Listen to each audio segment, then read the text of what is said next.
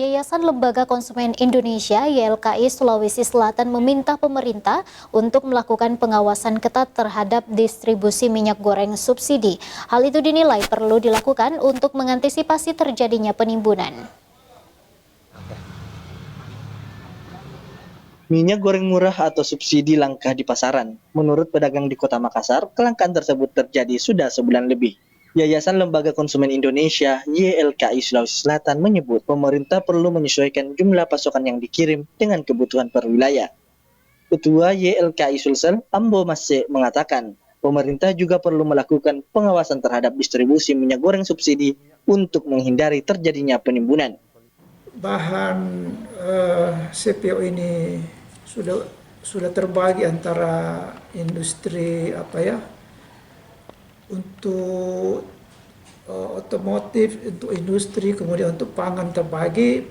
Ini harus lebih sistem beroperasinya harus dibangun yang memungkinkan semua pihak melakukan kontrol, ya. Misalnya di Sulawesi Selatan itu berapa kuotanya, kemudian ada sistem informasi yang bisa dipantau oleh pemerintah, oleh pedagang, termasuk juga masyarakat. Nah, ketika masyarakat menemukan di pasaran stok yang berkurang, itu masyarakat bisa langsung melaporkan kepada sistem informasi tadi, supaya ada respon cepat, ya.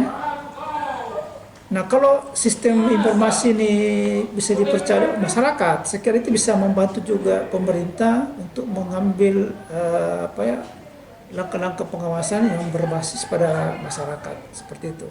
Jadi saya harapkan pemerintah Sulawesi Selatan membangun sistem informasi yang bisa diakses oleh masyarakat untuk melakukan kontrol terhadap stok distribusi minyak goreng ini. Ia menambahkan, kasus kelangkaan minyak goreng sudah terjadi berulang kali. Harusnya pemerintah mengambil pembelajaran dari kasus tersebut agar masyarakat sebagai konsumen tidak selalu dirugikan. Wahyu Saputra, Slebes TV.